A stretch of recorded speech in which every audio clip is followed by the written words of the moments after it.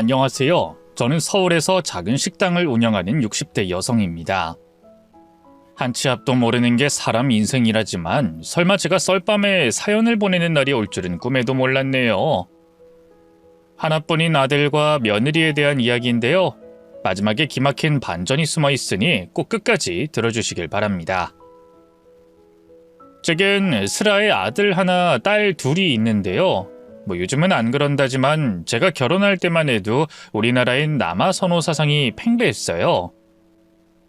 원래 자식은 딱 둘만 낳기로 남편과 합의했었지만 시부모님이 대를 이을 아들 하나는 꼭 있어야 한다고 압박하셔서 내리 딸만 둘 낳고 셋째로 아들을 낳았죠. 사실 그전까지 저희 시어머니 시집살이가 말도 못했거든요. 당시 사정이 있어 시부모님을 모시고 살았는데 삼시세끼 새밥에 새반찬으로만 밥상을 차려야 했던 건 기본이고요. 한겨울에도 찬물에 손빨래와 설거지를 해야 했어요. 시어머니가 지독한 구두쇠였거든요. 조금이라도 힘든 티를 내면 그러셨죠. 뜨신 물 펑펑 틀면 그 기름값은 어디 땅 파서 나온다든? 잔말 말고 그냥 찬물로 해. 그치만 어머님, 제가 일을 너무 많이 해서 손이 다 트고 고봤어요. 찬물이 닿을 때마다 너무 시린데 가스볼에라도 물 좀 데웠으면 안 될까요? 시끄러워! 어디 아들도 못 낳은 주제 편하게 일할 궁리만 해? 우리 김씨 집안에서 아들 못 낳은 여자는 다 죄인이야. 그래서 난 우리 강철이 낳기 전까진 등골이 휘어라 일만 했어. 한겨울에 꽁꽁 언 개울물을 직접 깨서 그 물에 빨래를 했다고.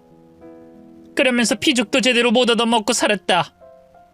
근데 넌 우리랑 같이 한 상에서 밥도 먹지, 커피도 마시지. 아주 팔자 좋지 않니? 그럼 전 아무 말도 못하고 고개만 푹 숙여야 했어요. 시어머니 말씀처럼 아들 못 낳은 저는 그 집에서 죄인이었으니까요. 집안일에 무심하고 갈등을 싫어했던 남편 역시 큰 방패막이가 되어주진 못했습니다. 그런 저를 구해준 건 결혼한 지 10년 만에 태어난 늦둥이 아들이었어요. 아들이 태어나자 시아버지는 처음으로 제게 수고했다 라면서 손을 잡아주셨고요. 분가하고 싶다는 요청도 받아들여 주셨죠. 시부모님에게서 떨어져 나와 사는 것만으로도 살 것 같더라고요. 고부 갈등으로 늘 다투기만 하던 남편과도 사이가 급속도로 좋아졌네요. 그래서인지 아들이 눈에 넣어도 안 아플 만큼 사랑스러웠어요. 지옥불에서 절 구해준 보물 같아 보였죠. 10손가락 깨물어 안 아픈 손가락은 없다지만 더 아픈 손가락은 있는 법이잖아요. 아들이 제겐 그런 존재였네요. 물론 그렇다고 딸들과 아들을 차별하는 건 아니에요. 다만 아들이 딸들에 비해 워낙 어리기도 했고 남자애라 그런지 똑부러지기보단 좀 무른 구석이 있어서 좀 더 신경 썼을 뿐이죠. 그러다 아들이 고등학교 올라갈 무렵 남편이 교통사고로 갑작스럽게 세상을 떠났어요. 그쯤 이미 큰딸은 시집가서 자기 가정을 꾸린 채였고요. 둘째 딸 역시 자기의 꿈을 이루기 위해 미국에서 공부 중이었죠. 제 곁엔 오로지 아들뿐이었어요. 그때부터였을 거예요. 늘 제가 지켜줘야 한다고 생각했던 아들이 저를 지켜주는 존재로 느껴지기 시작한 건. 늘 친구들과 어울려 다니면서 철없이 놀기만 하던 녀석이 갑자기 공부를 열심히 하기 시작했고요. 집에서도 서툰 솜씨로 청소를 한다거나 밥을 짓기 시작했어요. 또 학교에서 돌아오면 항상 저부터 찾았죠. 아마 남편처럼 어느 날 갑자기 제가 홀연히 사라져버릴까봐 두려워했던 것 같아요. 엄마, 아빠가 없다고 너무 슬퍼하지 마. 내가 항상 엄마 곁에 있을 테니까 걱정하지 마. 늘 무뚝뚝한 막둥이였던 아들이 그렇게 절 위로했던 날은 얼마나 가슴이 먹먹하던지 눈물이 왈칵 쏟아질 뻔했어요. 아들이 제 곁에 있다는 게 정말 든든했고 남편의 빈자리도 조금씩 메워지는 기분이었죠. 그렇게 말해줘서 고마워 아들. 엄마도 항상 우리 아들 곁에 있을게. 계속 이렇게 착하게 자라줘. 응 엄마, 나만 믿어. 웃으며 가슴을 두드리는 아들을 보며 얼마나 마음이 든든했는지 몰라요.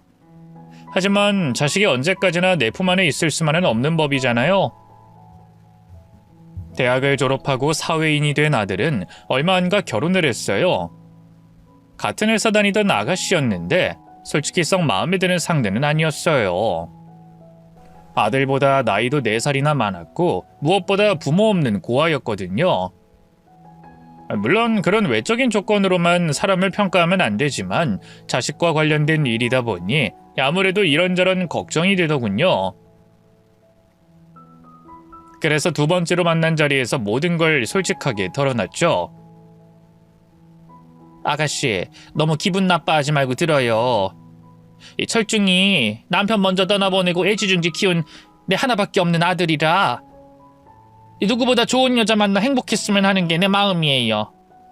근데 아가씨는 어릴 때 조실부모하고 보육원에서 자랐다고 들었어요.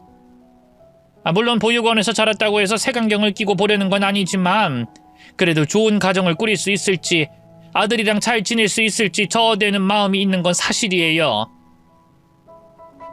엄마 갑자기 왜 그런 말을 하고 그래? 당황한 아들이 자기 여자친구의 눈치를 보면서 어쩔 줄 몰라 했어요. 반면 아들의 여자친구는 잠시 침묵하더니 이내 결연한 표정을 지으며 대답했어요. 어머님, 저도 그런 걱정을 해본 적이 있어요. 부모 사랑 한 번 받아본 적 없는 내가 좋은 부모가 될 수 있을까? 좋은 아내가 될 수 있을까 하고 말이죠. 하지만 그만큼 행복한 가정에 대한 꿈이 간절했어요. 지금도 마찬가지고요. 제가 자란 환경이 쉽지 않았던 만큼 더 많이 노력할 거예요.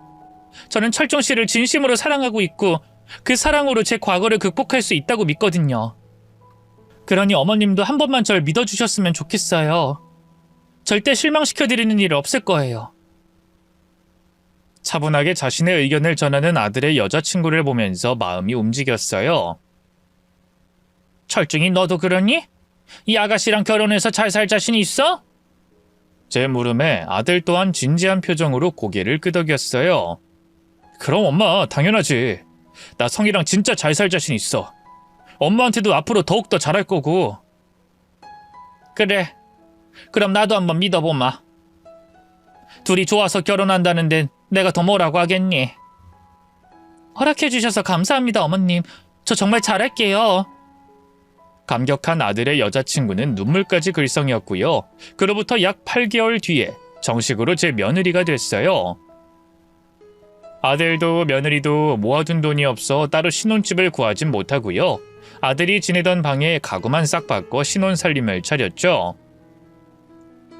며느리는 제가 결혼을 잠시 반대했던 걸 후회할 만큼 저나 아들에게 참 잘했어요. 괜찮다고 하는데도 식당 일 하는 저를 대신해서 집안일을 책임져 줬고요.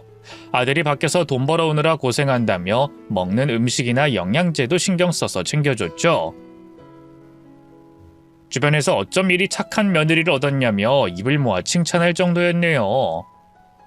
근데 정작 결혼 후 제 속을 끓이기 시작한 건 아들이었어요. 결혼하고 아무래도 전보다 더 책임감이 생겨서일까요? 몸에 무리가 갈 정도로 일을 하더라고요. 야근과 잔업을 도맡아 하는 건 물론이고요. 주말에도 자진해서 출근을 하더군요.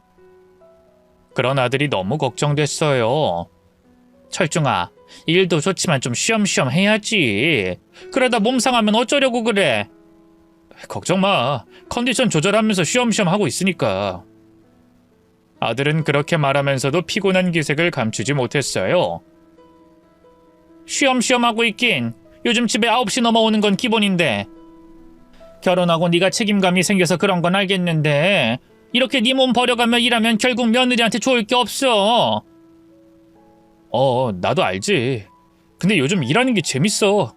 회사에서도 점점 날 인정해주는 분위기고 곧 승진도 할 수 있을 것 같아서 지금은 열심히 해야 할 때인 것 같아.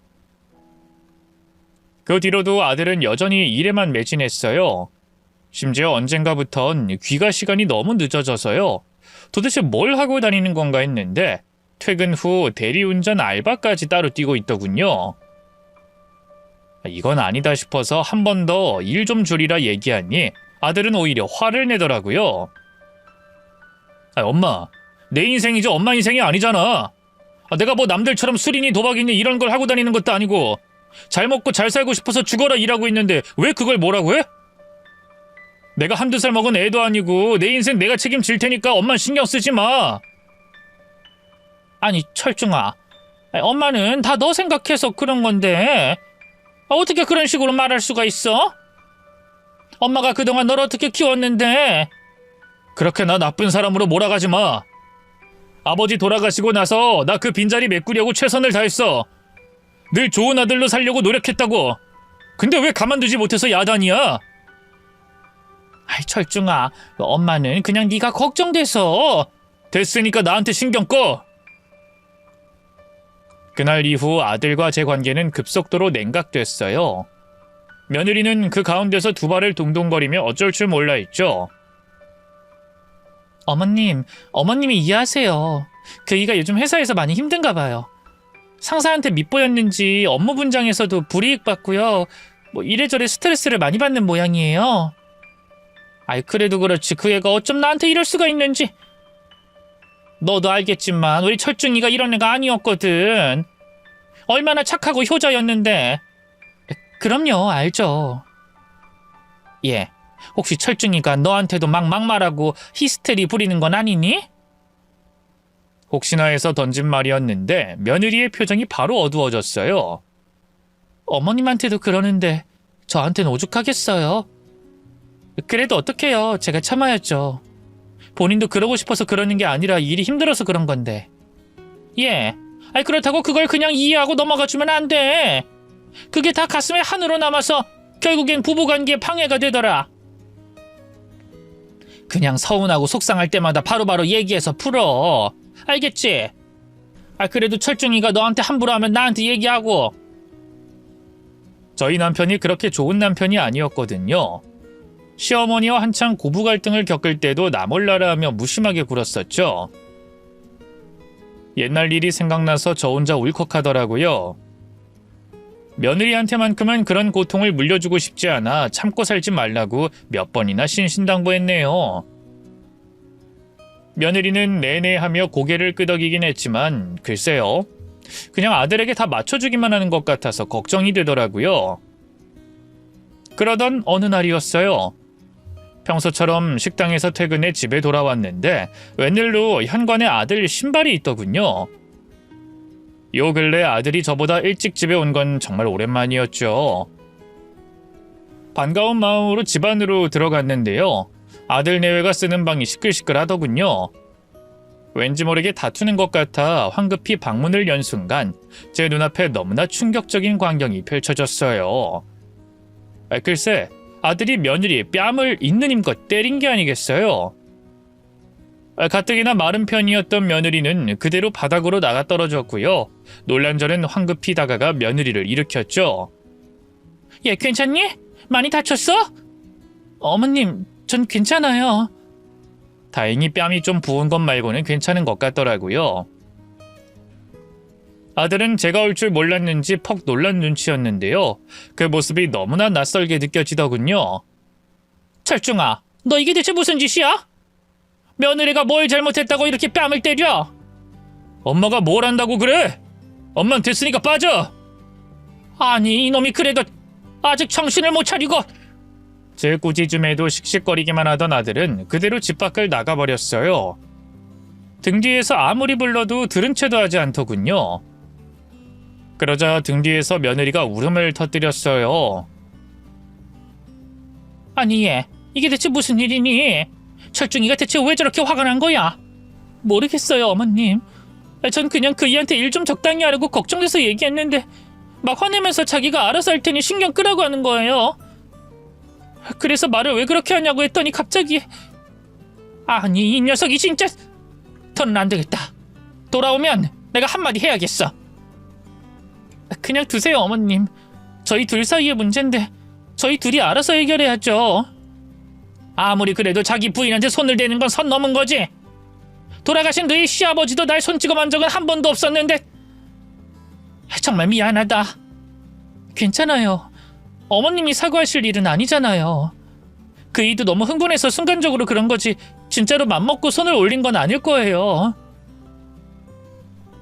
며느리는 애써 아들을 두둔했지만 아무리 생각해도 아들의 행동은 선을 넘은 것 같더라고요. 그래서 그 뒤로 줄곧 아들에게 한 소리 하려고 벼르고 있었는데요. 아들이 일이 너무 바빠 좀처럼 기회가 없더군요. 그러다 모처럼 만에 아들이 일찍 집에 온 날 붙잡고 말했어요. 철중아, 잠깐 얘기 좀 하자. 무슨 얘기? 나 피곤하니까 나중에 하면 안 돼? 아니, 꼭 지금 해야겠다. 너 말이다. 도대체 요즘 왜 이렇게 일에만 매달리고 날카로운 거니? 아니 뭐 그것까진 뭐 그렇다 쳐. 도대체 지난번에 며느리는 왜 때린 거야?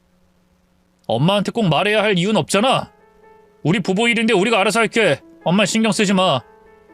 그건 네가 며느리를 안 때렸을 때나 그런 거지. 도대체 왜 손을 올린 거야?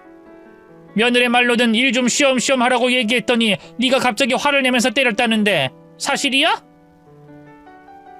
그러자 아들이 기가 막히다는 듯 헛웃음을 쳤어요. 그 사람이 그렇게 말해? 일을 쉬엄쉬엄 하라고 잔소리해서 내가 때린 거라고? 그럼 그게 사실이 아니란 말이야? 한참 침묵하던 아들이 무언가를 결심한 듯 다시 입을 열었어요. 그게 실은... 근데 바로 그때였어요. 갑자기 방문이 벌컥 열리더니 며느리가 안으로 들어왔어요. 당신 언제 왔어? 화장실에서 씻느라고 몰랐네. 잠깐 이리 좀 와볼래? 나 할 말 있는데. 나중에 해. 지금 엄마랑 얘기 중이니까. 나도 그러고 싶은데 좀 급한 일이라. 잠시 머뭇거리며 제 눈치를 보던 며느리가 이내 다시 입을 열었어요. 아니다. 차라리 어머님 있을 때 같이 얘기하는 게 낫겠다. 어머님, 놀라지 말고 잘 들으세요. 실은 저 임신했어요.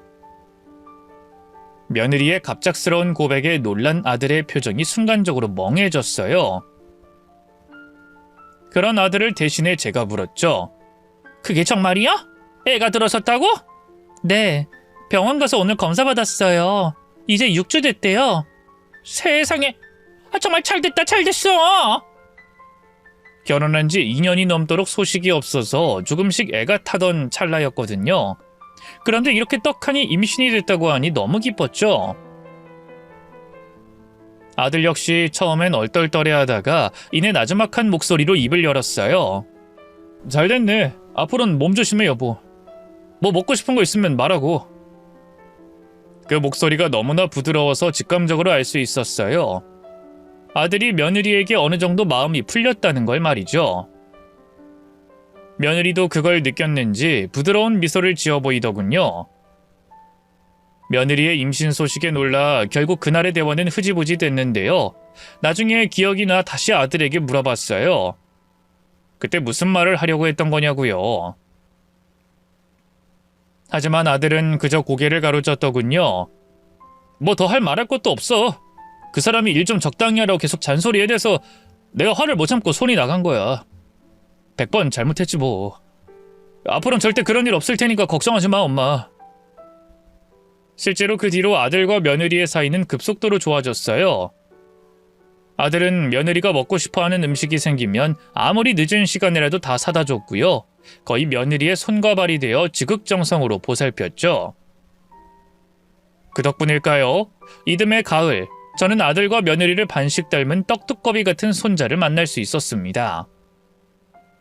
물론 자식만큼은 아니지만 눈에 넣어도 아프지 않을 만큼 사랑스러웠죠. 집에 어린아이가 있다는 것만으로도 활력이 돋더군요. 일에만 매진하던 아들도 손주를 보기 위해 일찍 집에 들어오는 날이 많아졌고요. 그렇게 행복한 시간을 보내던 어느 날이었어요. 평소처럼 식당 일을 마치고 집에 돌아왔는데 아들이 심각한 표정으로 제 방에 들어오더군요. 엄마, 나 할 말이 있어. 이제 영재도 있고 슬슬 독립하면 어떨까 싶은데. 뭐? 아니 독립이라니. 뭐 집을 따로 구해서 나가 살겠다는 거야? 지금 이 집은 나 다니는 회사하고도 너무 멀고 영재 더 크면 따로 방도 줘야 하잖아. 당시 살던 집은 방 3개짜리 작은 빌라였는데요. 안방은 제가 쓰고 그 다음 큰 방은 아들과 며느리가, 그리고 제일 작은 방은 창고로 쓰고 있었어요. 화장실도 하나라 아이를 키우기엔 여러모로 불편한 점이 많은 곳이었죠. 아들의 분가 선언이 충분히 이해됐지만 한편으로는 서운한 것도 어쩔 수 없더라고요. 영재방 때문에 그런 거면 창고로 쓰던 방을 치워도 되잖니. 아님 정 안 되면 이 집을 팔고 더 큰 집으로 이사를 가거나. 계속 같이 살자는 말을 대놓고 할 수는 없어서 일부러 돌려 얘기했어요. 하지만 아들은 무정하게도 단박에 고개를 젓더군요. 이 집은 아버지가 물려준 유일한 유산이잖아. 나중에 엄마가 어떻게 될지 모르는데 일단은 갖고 있는 게 낫지. 그리고 솔직히 말해서 내가 모은 돈으로 지금 집보다 더 큰 집을 얻는 건 무리야. 엄마가 당장 어디 거동이 불편할 만큼 아프다거나 한 것도 아니고. 당분간은 따로 사는 게 낫지 않겠어? 아들이 먼저 그렇게 얘기하는데 차마 싫다고 할 수가 없더라고요. 그래서 어쩔 수 없이 고개를 끄덕였죠. 그래, 뭐 네 생각이 정 그렇다면 그렇게 하자꾸나. 아들은 제가 동의하자마자 단박에 집을 구해 나가버렸어요. 물론 다달이 안부 전화를 하고 주말마다 찾아오기도 했는데요. 아무래도 같이 살 때보단 얼굴 볼 일이 줄어들었죠. 어디 그뿐인가요? 아들은 취업 후 꼬박꼬박 제게 붙이던 용돈마저 어느 날 뚝 끊어버렸어요. 너무 더럽고 치사해서 차마 왜 이제는 돈 안 주냐고 묻지도 못했네요. 제가 경제활동을 아예 안 하면 모를까 식당에서 꾸준히 일하고 있었으니까요. 몸에서 멀어지면 마음에서도 멀어진다는 말이 설마 부모 자식 사이에도 적용될 줄은 몰랐는데 점점 아들이 타인처럼 낯설어지더군요. 그러던 어느 날이었어요. 평소처럼 식당 일을 끝내고 집에 돌아와 홀로 늦은 저녁을 먹으려고 했는데요. 갑자기 며느리에게서 전화가 왔어요. 며느리답지 않게 다급한 목소리였죠. 어머님, 큰일 났어요. 그 사람이 물에 빠졌는데 그만 빨리 병원으로 와주세요. 빨리요. 며느리의 그 말을 듣는 순간 뒤통수를 한 대 얻어맞은 것처럼 머리가 멍해졌어요.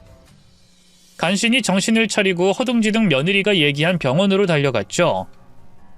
그러자 며느리가 울며 제게 달려오더군요. 예, 이게 대체 어떻게 된 일이야? 철중이가 물에 빠졌다니 대체 왜? 모처럼 만에 그이가 휴가를 받아서 영재랑 셋이 계곡으로 놀러 갔는데요.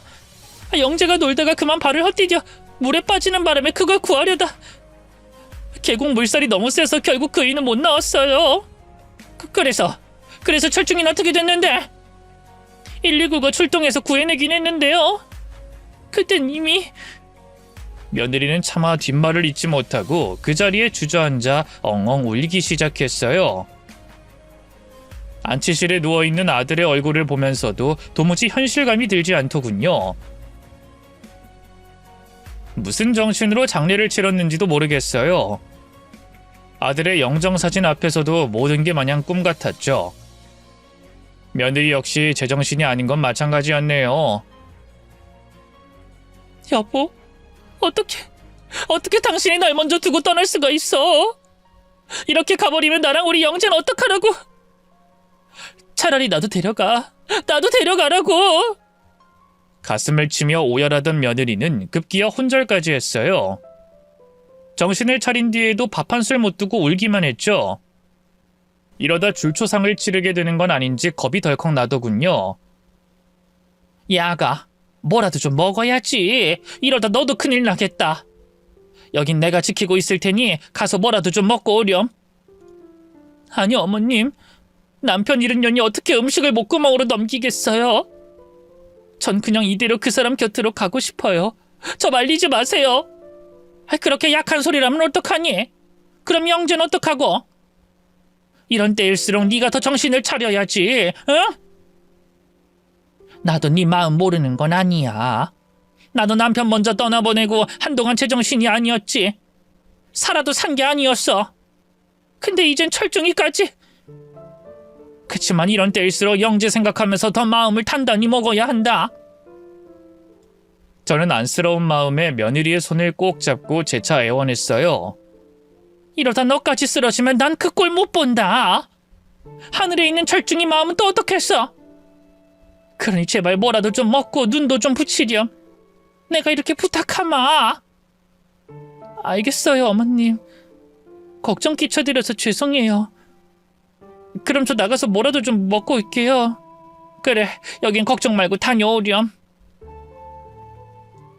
간신히 며느리를 빈소 밖으로 내보낸 뒤 저 홀로 문상객을 맞이했어요. 자리를 지키고 있던 사람들도 하나둘 떠나고 어느새 장례식장 안이 한적해졌는데요. 갑자기 낯선 여자 한 명이 들어와 조문을 하더군요. 저 실례지만 우리 철중이와는 어떤... 저는 성희 친구예요. 보육원에서 같이 자란. 성희 결혼하고 철중 씨와도 몇 번 본 적이 있고요. 참 좋은 분이었는데 얼마나 마음이 아프실지 감히 헤아릴 수가 없어요. 힘내시고 부디 마음 잘 추스리길 바랍니다. 마음 써줘서 고마워요. 성희는 지금 잠깐 자리를 비웠는데 계속 울기만 하는 게 안타까워서 밥이라도 한술 뜨고 오라고 했거든요. 그래요? 그럼 기다릴게요. 며느리의 친구라던 젊은 여자는 테이블 한 구석에 자리를 잡고 앉았어요. 여기까지 와준 게 너무 고마워서 부랴부랴 육개장과 편육 같은 음식을 챙겨 놔줬는데요. 아들의 죽음으로 받은 충격이 아직 다 가시지 않은 걸까요? 그만 실수로 그 아가씨 옷에 육개장을 쏟고 말았네요. 아이고 미안해요. 이를 어쩌면 좋아. 잠시만요. 금방 닦을 거 갖고 올게요. 허둥지둥 행주를 찾아 그 아가씨 옷에 튄 육개장 국물을 닦아냈어요. 다행히 음식이 어느 정도 식은 상태라 화상을 입진 않았지만 그래도 검은 재킷 속 흰 셔츠가 더럽혀지고 말았죠. 괜찮아요. 별로 많이 튀지도 않았는데 신경 쓰지 마세요. 그래도 데이진 않았어요? 미안해요. 정말 미안해요. 내가 지금 제정신이 아니라. 이해해요. 전 정말 괜찮으니까 신경 쓰지 마세요. 마음 착한 아가씨는 몇 번을 괜찮다면서 저를 안심시켰어요. 그럴수록 저는 더욱더 미안하더군요. 세탁비를 주려고 했지만 절대 안 받겠다고 해서 대기실로 들어가 여벌의 옷을 가지고 나왔어요. 이거 내가 입으려고 챙겨온 옷인데 이거라도 입고 있어요. 그 옷은 내가 지금 화장실 가서 얼른 빨아올게요. 아니요, 그렇게까지 하실 필요 없어요. 비싼 옷도 아닌걸요. 내 마음이 불편해서 그래요. 제발 부탁해요. 제 간절한 말에 결국 며느리의 친구가 화장실로 가서 옷을 갈아입었죠. 저는 함께 따라가서 그 아가씨가 만류하는데도 최대한 비누칠을 해서 옷을 빨아줬죠. 다행히 더러워진 지 얼마 안 돼서 그런지 화장실에 있는 손비누만으로도 금세 깨끗해지더군요. 얼룩은 안 남을 것 같아요. 다행이네요. 감사합니다, 어머님. 이렇게까지... 아니에요.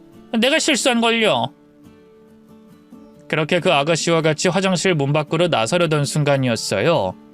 머뭇거리던 며느리의 친구가 갑자기 절 부르더군요. 저기 어머님, 말할까 말까 많이 망설였는데 아무래도 말씀드려야 제가 후회하지 않을 것 같아서요. 네? 갑자기 그게 무슨... 철중씨 말이에요. 계곡에서 물에 빠진 영재를 구하려다 그렇게 된 거라고 했죠? 성희도 그 현장에 같이 있었고. 네, 그런데요?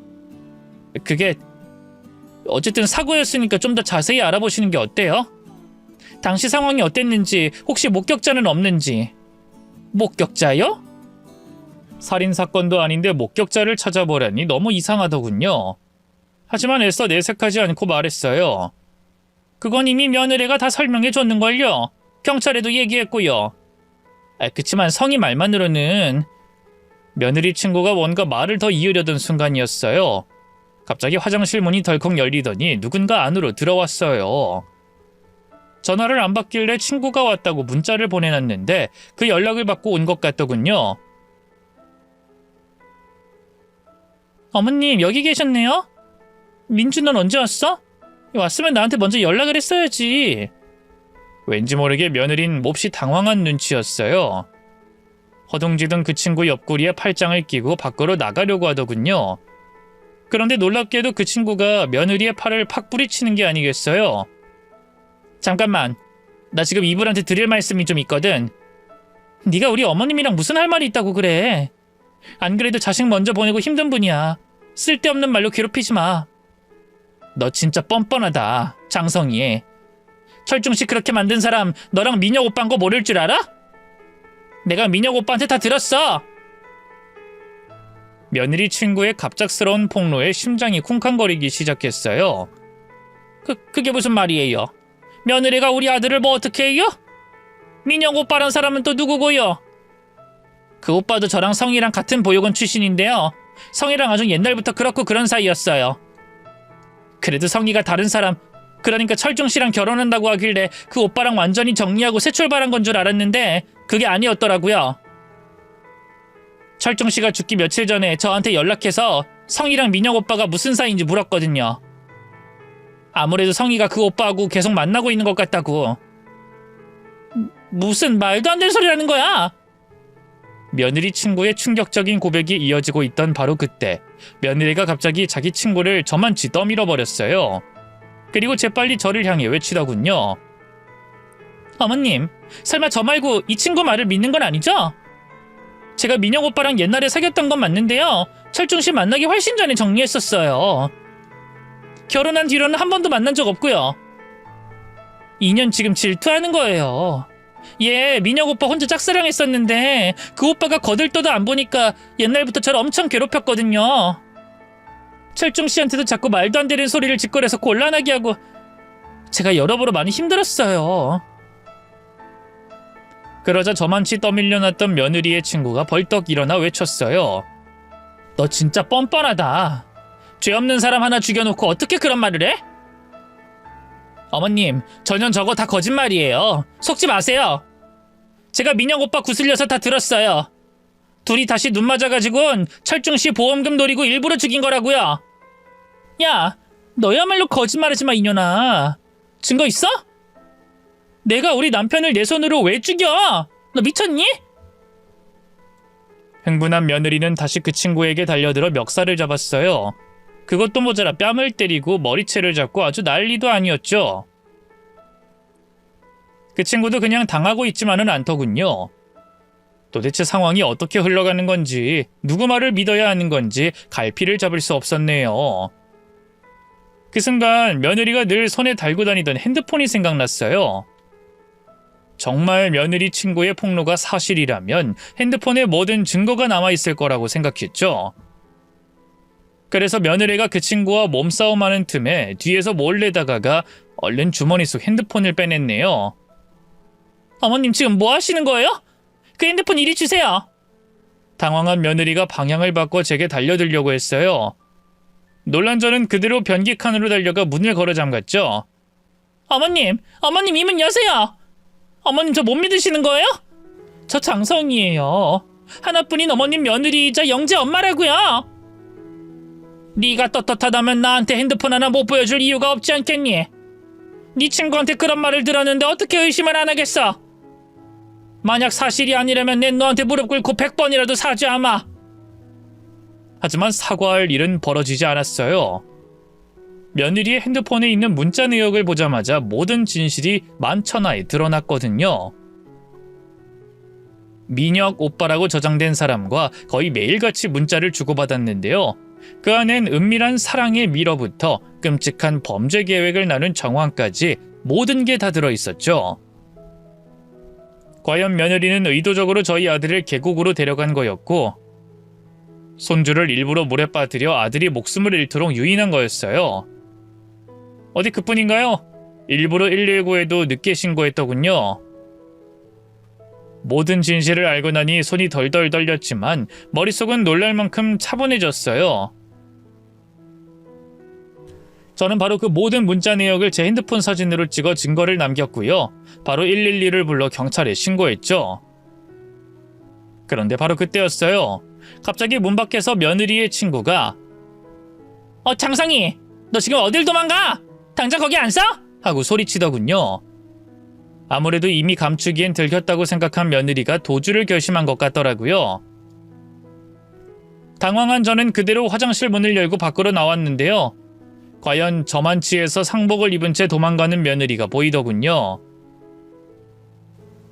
저는 다급하게 그 뒤를 쫓기 시작했어요.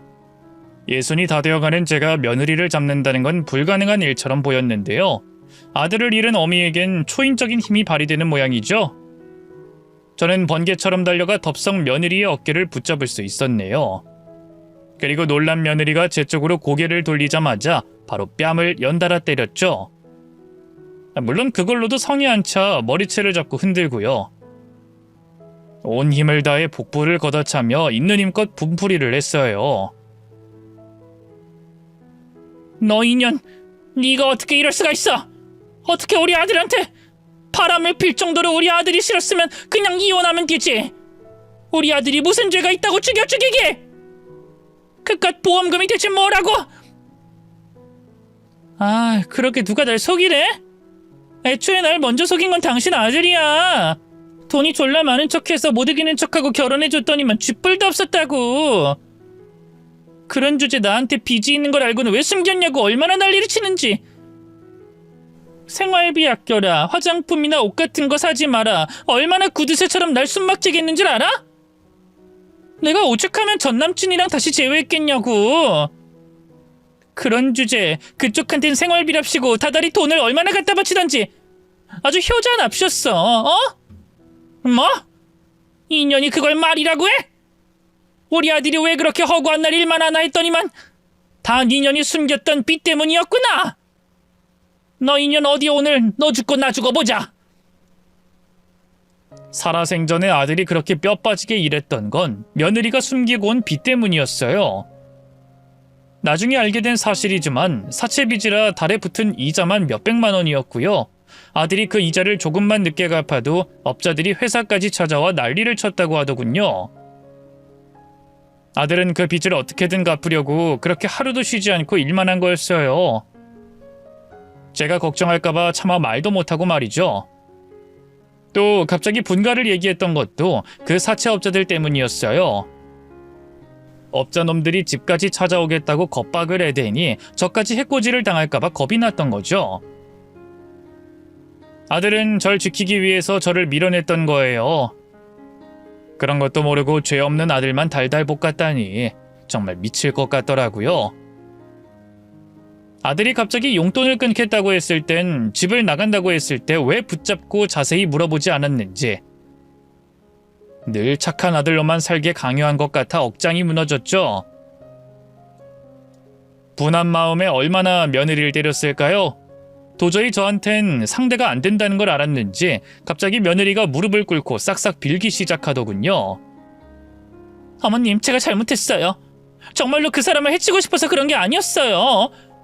민혁 오빠가 그 인간이 자기 도박빚 갚아야 한다고 자꾸만 절 꼬셔서 순간적으로 눈이 돌아서 그 사람 보험금이 탐났어요. 죄송해요, 어머님. 한 번만 용서해 주세요. 네? 뭐? 용서? 내 아들은 이미 죽고 없는데 널 어떻게 용서해? 정 그렇게 용서받고 싶으면 내 아들 살려내. 살려내라고 이년아! 어머님, 이미 죽은 사람을 어떻게 살려내요? 저도 후회하고 있어요. 왜 그런 짓을 했을까 미칠 것 같다고요. 후회하면 다야? 후회하면 다냐고! 내 아들은 이미 죽었는데 난 너 절대 용서 못한다. 반드시 지옥불에 떨어뜨려 줄 거야. 악에 받쳐 울부짖는 사이 경찰이 도착했어요. 제정신이 아닌 저를 대신해서 며느리 친구가 자초지종을 설명했고요. 며느리는 그대로 경찰차를 타고 서로 이송됐죠.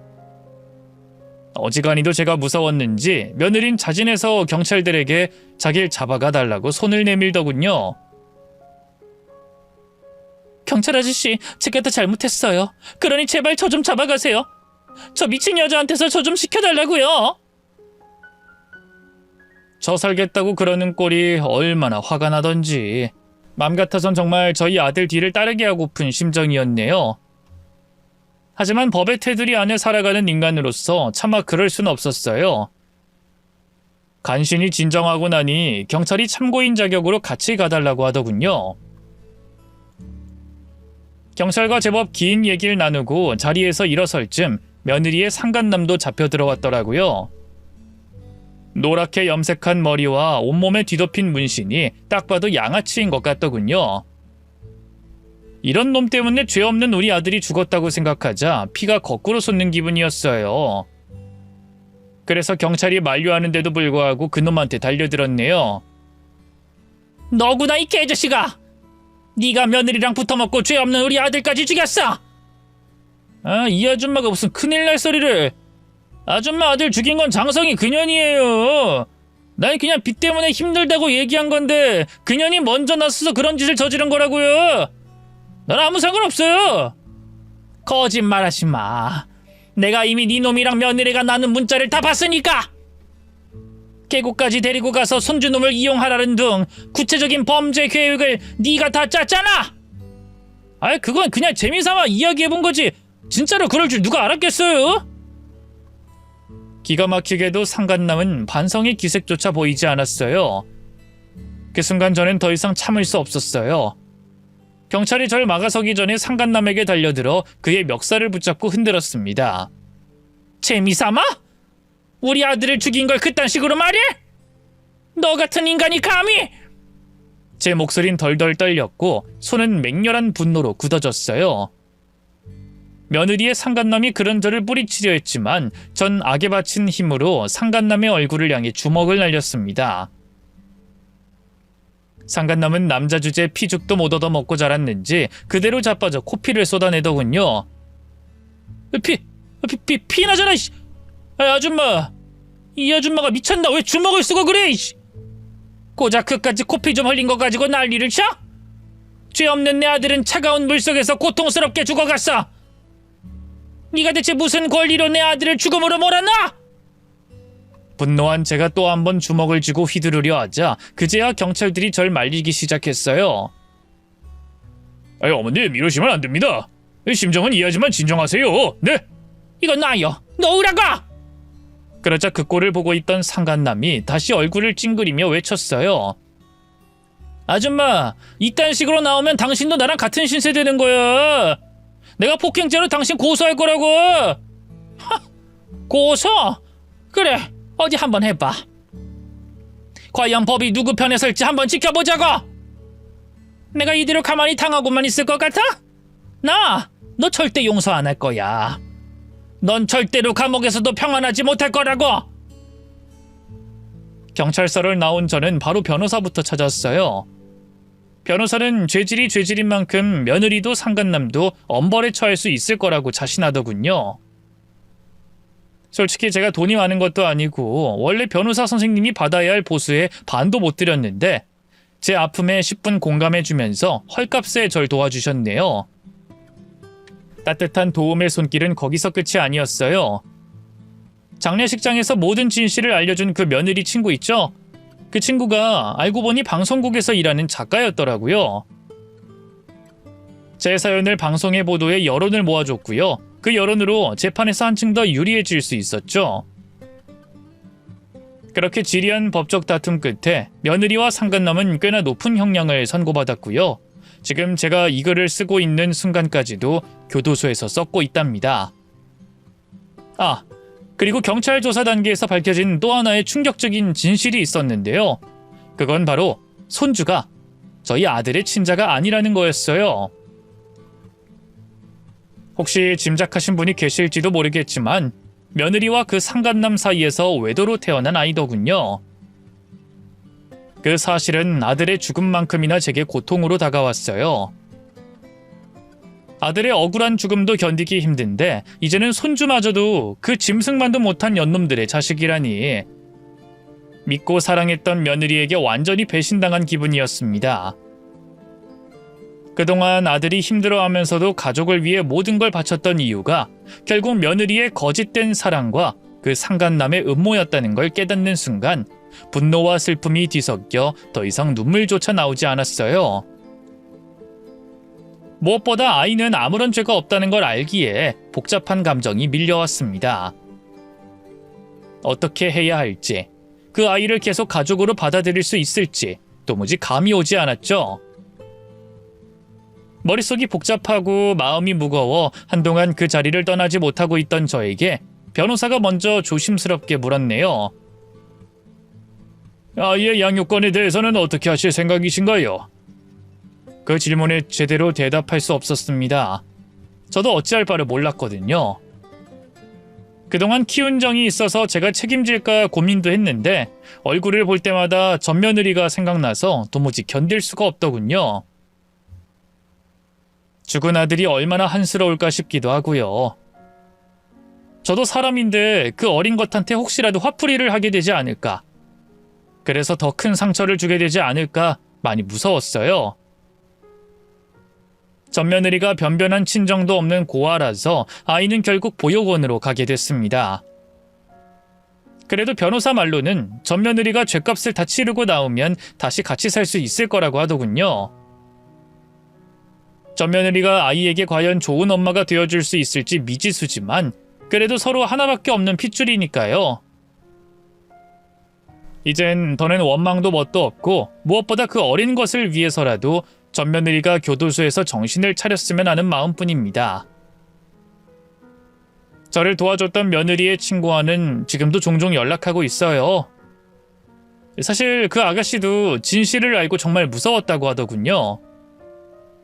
그 상간남이 술 한잔 하자고 해서 별 생각 없이 만난 건데 술에 취한 상간남이 할 말 못할 말 구분도 못하고 미주알 고주알 자기가 저지른 범죄를 다 떠벌린 거였더라고요. 솔직히 장례식만 가서도 그냥 애도만 하고 나올 생각이었어요. 철중씨가 너무 안 됐긴 한데 괜히 진실을 알렸다가 저도 해코지 당하는 게 아닐까 두려웠거든요. 성이랑 민영 오빠랑 말이 친구고 같은 보육원 동기지 실은 저 그 두 사람한텐 만만한 쫄따구나 다름없었어요. 보육원에선 허구한 날 제 간식이며 옷 같은 거 뺏고 졸업하고 사회 나와서도 툭하면 돈을 뜯었죠. 그래도 무서워서 반항다운 반항 한 번 한 적이 없어요. 근데 어떻게 나한테 그 년놈들이 저지른 죄를 말할 생각을 한 거예요? 많이 무서웠을 텐데. 그러자 그 아가씨가 절 보며 희미한 미소를 지었어요. 어머님이 저한테 너무 잘해주셔서요. 제 옷에 육개장 국물 좀 흘렸다고 어쩔 줄 몰라 하면서 사과하고 화장실 가서 손수 옷까지 빨아주고 보육원에서 나고 자란 별 볼 일 없는 고아인 저한테 그렇게까지 예의를 차려준 사람은 어머님밖에 없거든요. 이렇게 좋은 분을 외면하면 천벌받겠다 싶어서 그래서 솔직하게 모든 걸 말씀드린 거예요. 정말 고마워요. 아가씨 덕분에 억울한 우리 아들의 원수를 갚을 수 있었어요. 도대체 이 은혜를 어떻게 갚아야 할지. 돈으로라도 고마움을 전하고 싶었는데요. 그 아가씨는 단돈 10원 한 장 받으려고 하지 않았어요. 결국 명절이나 그 아가씨 생일마다 연락해 값비싼 선물을 보내는 걸로 최소한의 도리를 다하고 있네요. 그러다 보니 어느새 많이 친해져서요. 지금은 가끔 만나 얼굴도 보고 밥도 먹곤 해요. 마치 딸이 한 명 더 생긴 기분이라고나 할까요? 그 아가씨도 얼마 전에 좋은 남자를 만나 시집 갔는데 부디 앞으로도 잘 살았으면 하는 마음뿐이네요. 저는 현재 둘째 딸과 같이 살고 있어요.